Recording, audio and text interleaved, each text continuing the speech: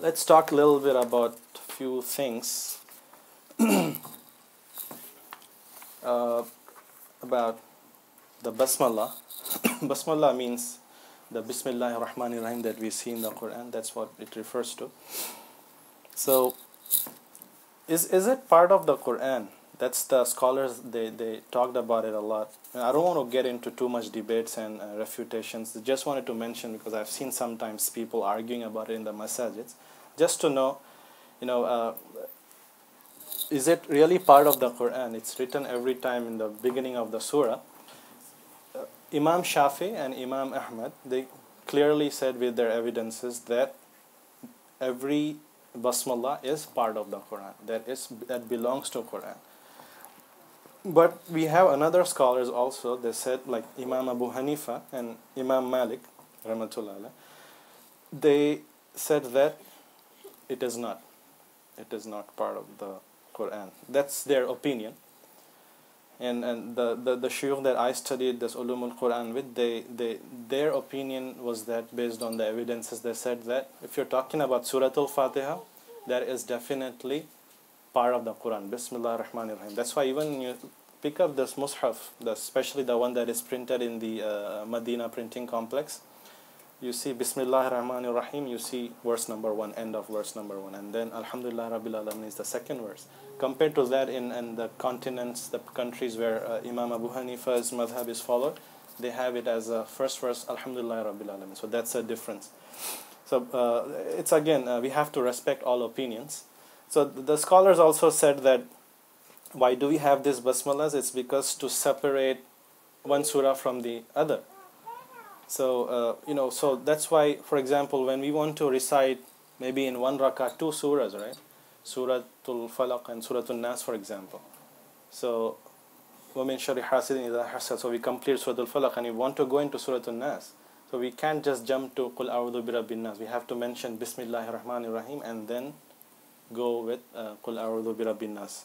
And that's why you see that connection in the tajweed rules in the mushaf. There's like a little meme because of iqlab, because you'll say Bismillahir Rahmanir Rahim after that. So that is one thing. But this is also itself ayah of some surah. Yeah, it's there. It's there. Some say Surah it's also part of surah. That's right. I mean, it's part of surah. I'm talking this particular about the beginning part, because we don't see, like for example, if I ask everybody what is the first verse of Surah Al-Baqarah, what will people say? Alif Lam Mim. That's the convention. They think that that starts with Alif Lam Mim, but there is Bismillah ar-Rahman ar-Rahim before that.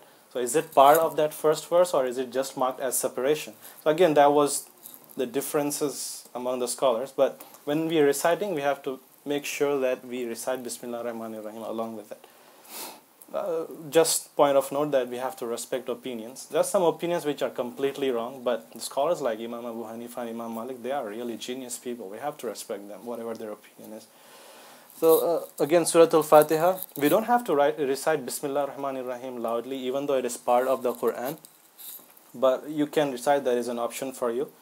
But the problem comes when you, for example, this particular surah, because we know that hadith that if you do not recite Surah Al-Fatiha, your salah is invalid. So if Bismillah ar-Rahman ar-Rahim is part of the Surah Al-Fatiha, and if you don't recite it, you are risking it. So it's better that you always recite Bismillah ar-Rahman ar-Rahim before Surah Al-Fatiha.